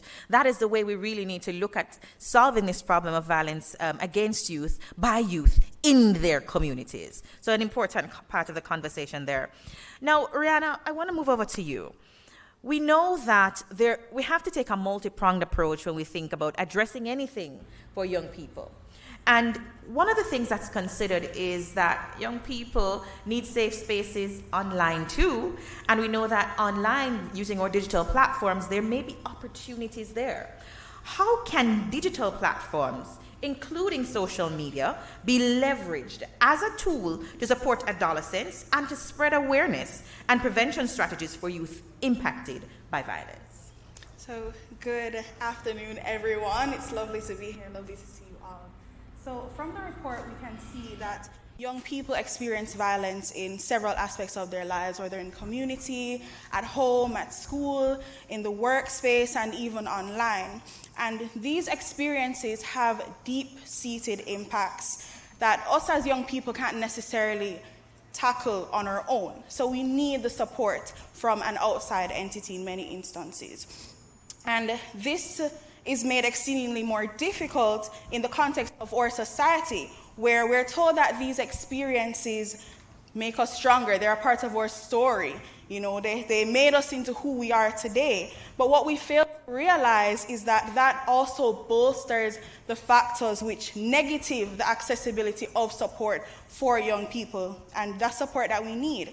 And we can use technology to now bridge this gap and to leverage what tech can offer to alleviate the challenges that young people face when it is that they're considering to seek support. And we would have heard much of that earlier in terms of the trust, the accessibility, and the other instances that I'll get into now. So in 2022, UNICEF would have launched our You Matter platform, which is a text-based service, a chat line that is powered by YouReport, which is a digital messaging tool, where youth can seek support in working through day-to-day challenges that impact our mental health. And when it is that we created this or conceptualized this platform, we ensured that it was curated in such a way where we utilize the advantages of technology to then meet the needs that young people have when it is that they're seeking support. So, as we would have mentioned earlier, there are instances where young people, they know what support, where to seek support, but there's still some drawbacks when it comes to seeking that support. So, the first consideration consideration, the first consideration is that youth in violent situations are often unable to independently seek support at a physical location. Because what we have to realize is that environments that are perpetuating abuse and violence, they will not be environments that are encouraging support. So we have to recognize that as a drawback. And on the flip side, even where it is that the issue is recognized, youth may not know where to seek the support. And there are instances, as I mentioned earlier, where we're told that this is your story, this is what makes you stronger, this is who has made you who you are today. So then that also creates a level of hesitancy when it is that you want to seek support. Because if you're being told that this is stronger, then there's no reason to seek support. So we have to get into that as well. So we were able to come to this issue use of technology because you can access UMatter and other solutions like UMatter from your phone at any time of day. So you don't have to access a physical location. You have it in a device that you use as a young person 24/7 through platforms that you use 24/7, which are social media platforms like WhatsApp, Instagram, Twitter, and SMS text messaging. So you don't have to access it. And that all rural youth who may not have access to a support system or a physical space that is within their vicinity nearby. Secondly, youth who have endured trauma often don't know who they can sensitive issues. And this is where arose for young people, which is an important issue. So we combated that using technology where trained counselors are able to speak with youth without knowing who they are. So we only know what we as young people choose to tell them. So that was very, very important. And this is something that, especially our young men who already find it more difficult in opening up with sensitive information that would make them vulnerable, this is something that they can also use to combat that level or that issue that they have. And then there's the cost of mental health support and relief in Jamaica. We know that it's not free generally. So use of technology also combats this issue. So Rihanna, we're hearing from you very clearly that apart from the information sharing, the digital platforms also exist as opportunities for us to address the access to services and support challenges that exist. Yeah, thank you for that. That's a very, very important addition to this conversation. Ms. Carr, I want to swing to you because we've heard from two youth representatives who have active work in youth organizations. So they're taking to us perspectives directly from young people. But we saw in the report that the children and young people are saying they have strong relationships with their parents, but we're also seeing in the report that many of them say the incidents of violence, the first incidents of violence, are perpetrated by the parents, right? You have been training parents island-wide in positive parenting practices. What has been the impact of these parenting skills sessions on children and families? And also, can you give me a quick note on what support systems and resources are necessary to help the children and youth who have experienced violence in their homes and communities, mostly being perpetrated by parents, family members, people they know? All right, thank you so much. It would be remiss of me not to say Happy Parent Month. So Happy Parent Month to all the parents of the audience and certainly those who are accessing through the streaming platform. The National Parenting Support Commission really has been involved in the widespread training of parents in effective parenting practices. And one of the things we stress would be positive parenting, which is defined as the use of nonviolent strategies in parenting. Impact is always a tricky question because it calls, especially in the behavioral sciences, for a different type of measurement. But I will speak on it this way. One of the things we have to first understand is that if we don't build the knowledge base, if we don't help parents to understand, first of all, that the practices, many of them, are actually violent, because we find that there is still this disassociation with hitting, pinching, beating, and violence. So a parent might not see that hitting a child is a violent act, or saying something that is degrading is emotional violence. So through education, it's important to make that connection so that parents are indeed able to see that their actions, whether hitting, pinching, beating, hurling curse words, speaking down to a child, is a form of violence. Having done that, because we're also heavily involved in parenting support, hence the name the National Parenting Support Commission, we have to figure out what supports parents need to transition them now from what they know to actually doing something, which we sometimes assume that because people now know better, they're going to do better. I often say that I have friends who are doctors who smoke, and yet on the cigarette pack it says smoking kills. So what we know doesn't always translate into doing better, and therein lies the problem. So we are building and ensuring that parents know. Now we have to make sure that they're effecting the practices. We're seeing a better reception to changing practices. Perhaps the pace at which it needs to go is not where we are, certainly. We are pretty much a very violent society. The report confirms that.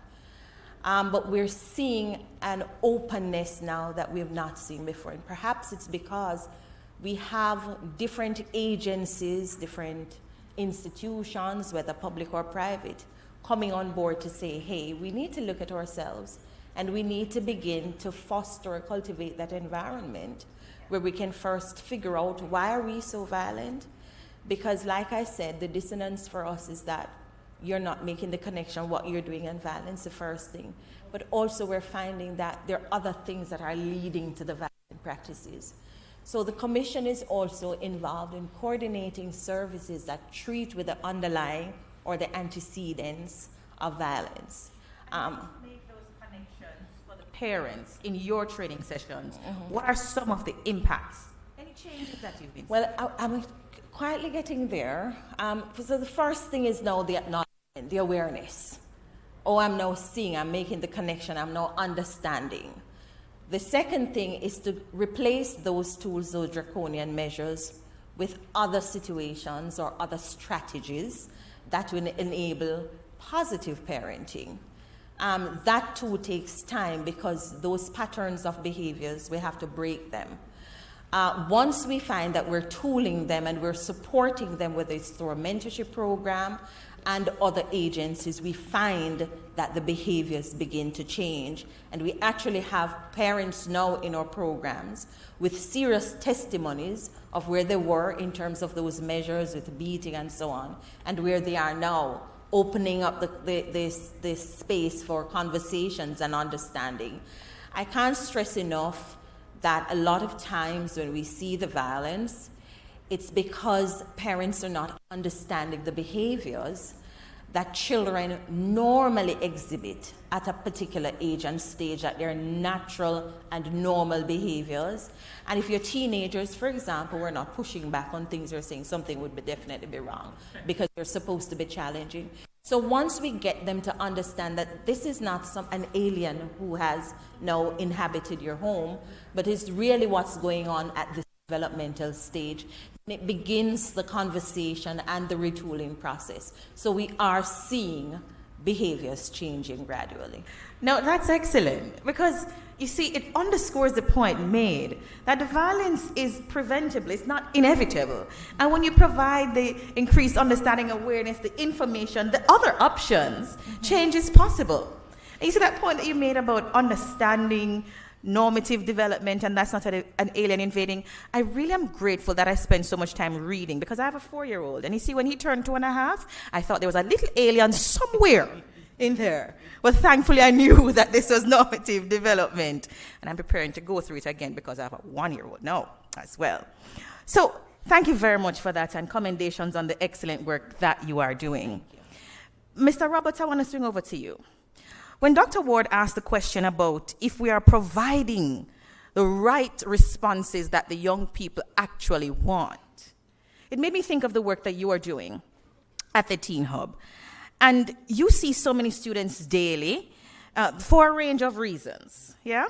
Can you share with us your experience in creating that bridge between adolescents and adults, and how you manage to create a safe space to support those who have been impacted by violence, and design community programs that provide safe spaces, that support young people, giving them the services that they actually want and need? It's a long question, but I know you understand exactly what I'm asking. Very, very long question. Yes. I feel like you just asked 4 questions in one. I probably did.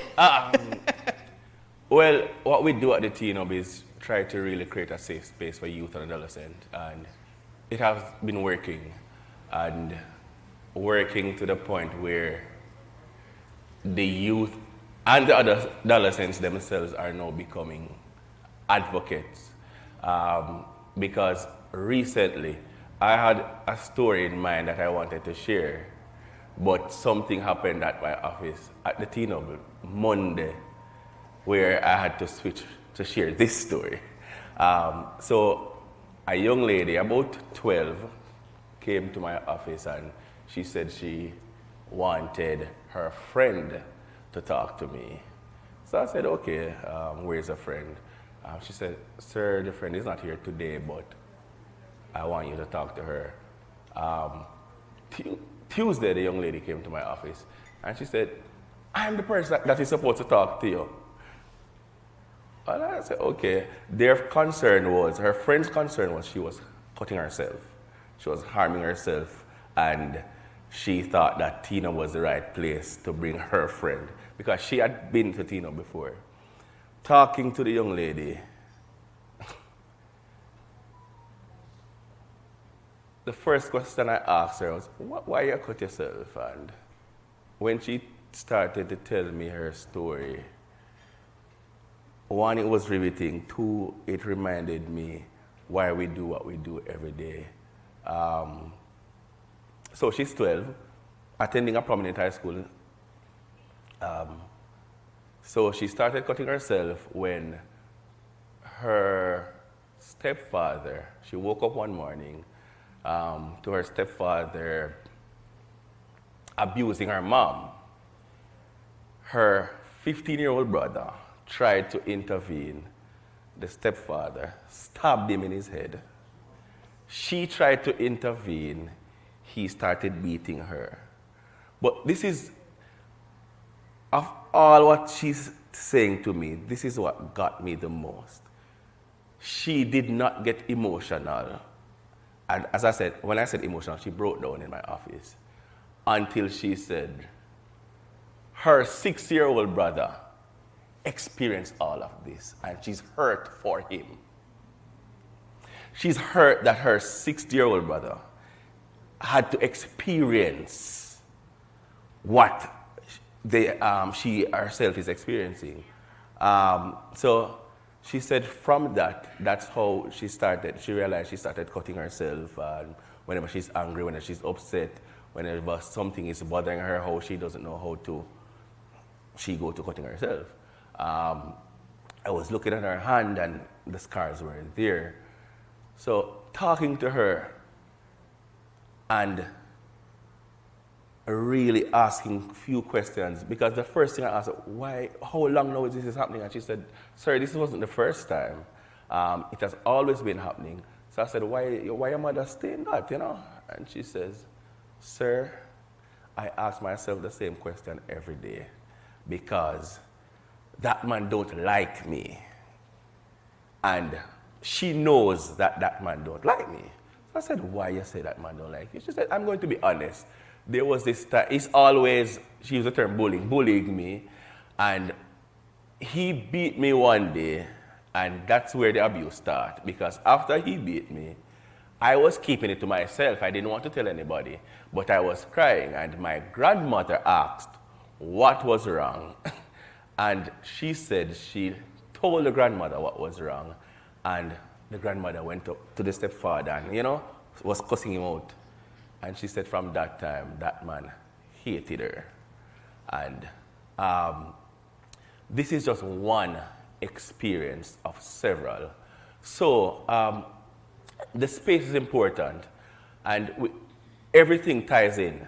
Because when I heard the young lady say, peers, your peers are important. Sometimes they're better to hear from their peers. Sometimes we treat children as if they don't know, they don't feel, they are not old enough to understand or old enough to feel or to think. But the truth is, I've gotten more youth and adolescents referring their peers to the teen hub than adults referring children to the teen hub, right? And that is because we have continued to create a safe space where they can express themselves. That is why as we continue to create a non-judgmental space where they can be free to express themselves. Sometimes I wonder, I knock myself on the shoulder and say, maybe I allow them too much, because some of these things I probably don't want to hear. But you will be surprised. But the most disheartening thing for me is that these children, or these young people, open up to us about things that their parents don't know. And that for me is the red flag. I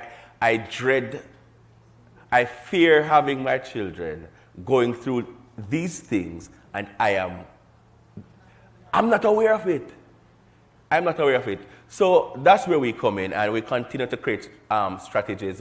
And what I like, I allow these young people to be very integral in creating these strategies, because we assume a lot of the times that we know what they want. You know, and what they want is, what we think they want is really not what they want. And sometimes we project as adults, we project as caregivers, because in our time, that's what worked.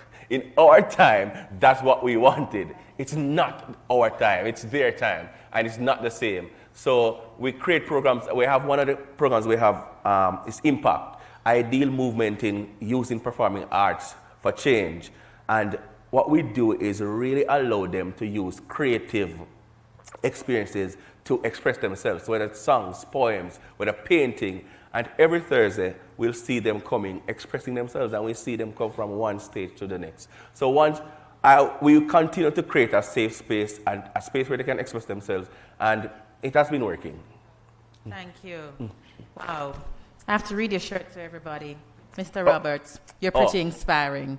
And it seems like the young people who come to you feel that way too. Yes. That's excellent.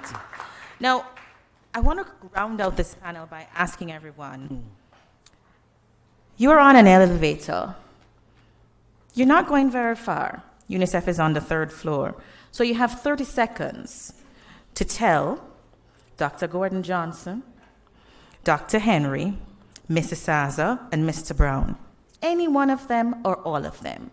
You only have 30 seconds.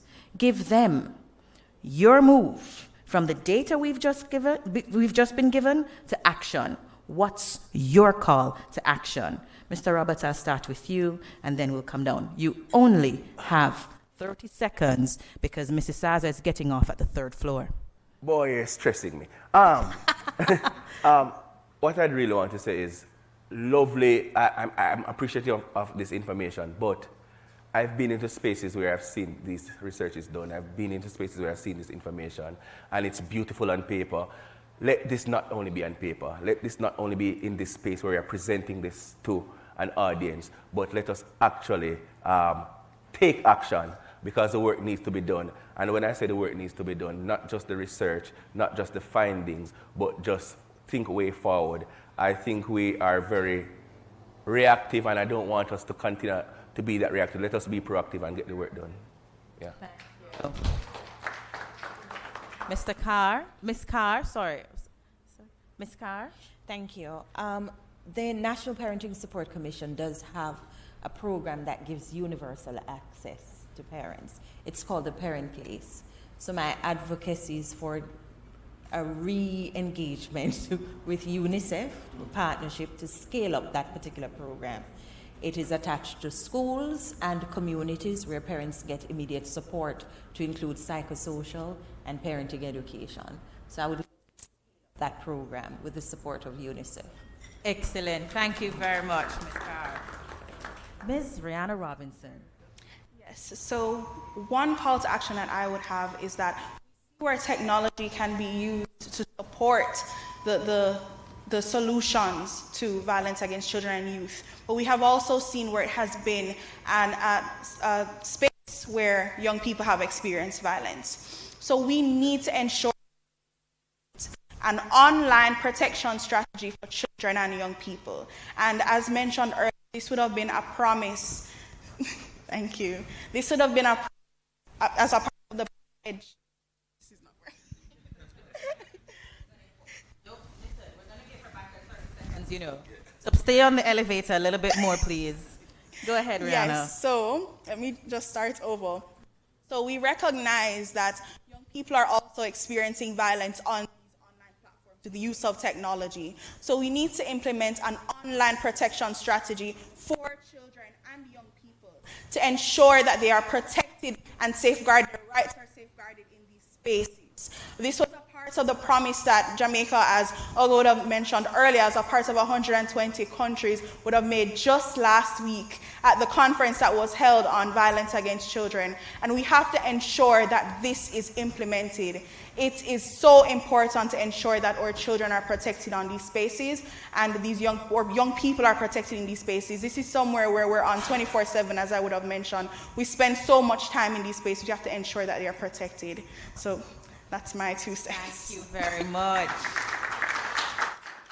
And our youngest panelist, who speaks on behalf of secondary school students across Jamaica, Ms. Lauren Williams, what is your call? The National Secondary Students Council call to action is simply that all youths at some point in their life have passed through the secondary school system. We spend so much time in school. Most of our days, most of our lives is in school.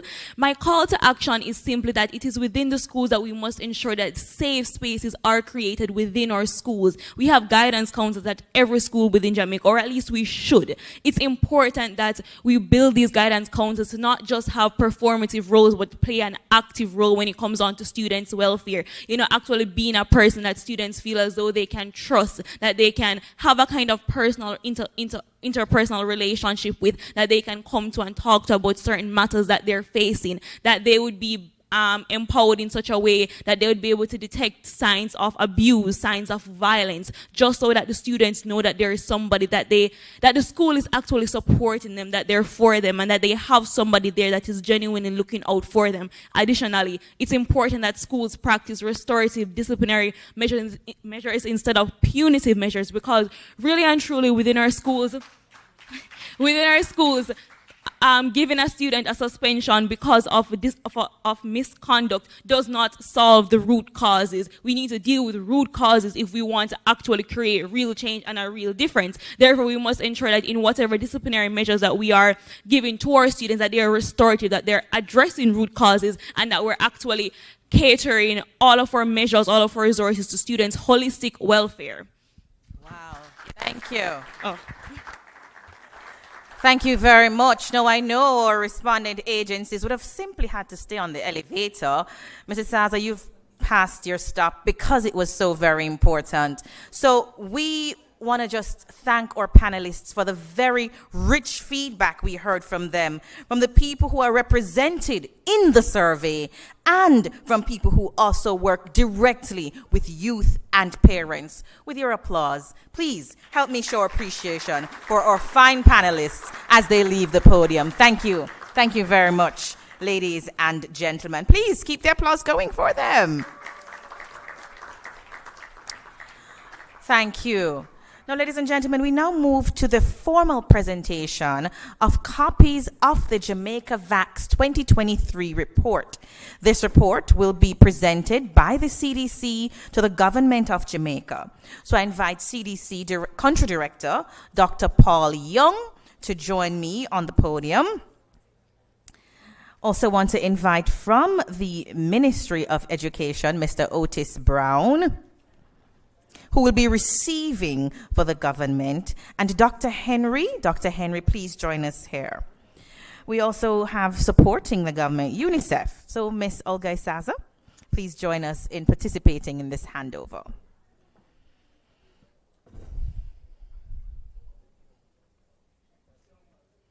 Now, these gestures are very important. So please, can we have a round of applause as we have the presentation of the report for this photo opportunity.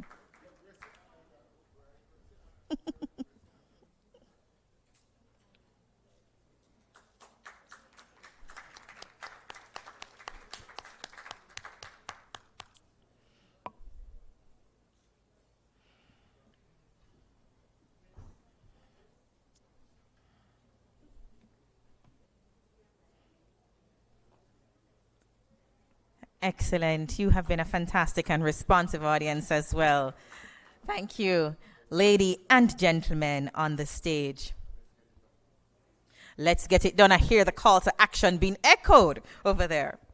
Thank you very much. Thank you. Ladies and gentlemen, thank you so much for staying. With the official release of the report, the Ministry of Education, Skills, Youth and Information, alongside the Planning Institute of Jamaica, now hold essential insights to drive impactful action. The report is available for download on UNICEF's website and will be widely distributed to stakeholders to guide initiatives that prioritize the safety and well-being of our children and youth. I neglected something and I want us to extend the photo up. So I'd ask all the presenters and collectors to come back up and invite our consultant, Dr. Gordon Johnson, to also come to the stage for this photo opportunity. As you're coming, I'll continue to speak. Today's findings, yes please, today's findings serve as a call to action. Let us all commit to using this available data to make meaningful changes for the safety and well-being of our children and youth, to protect every child in Jamaica. UNICEF's tagline is so simple: for every child.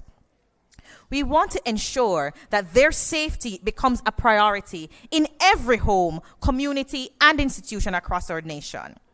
On behalf of UNICEF Jamaica and the Planning Institute of Jamaica, I extend heartfelt thanks to everyone who made this event possible. Our esteemed panelists, Ms. Casey Carr, Ms. Rihanna Robinson, Ms. Laurel Williams, and Mr. Rory Roberts, thank you for your invaluable contributions, short, quick, powerful, and insightful contributions. We want to thank Ms. Tasho from the U.S. Embassy to Jamaica. I want to thank you for the U.S. Embassy's support and participation in today's launch.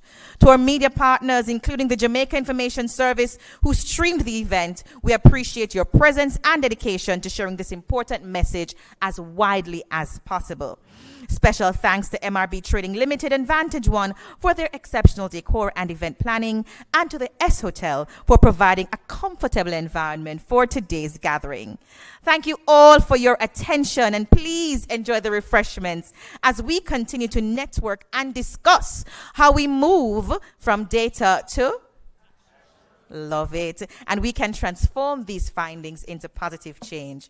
I'm Kamisha Swaby, and it was a pleasure serving you. Have a wonderful evening.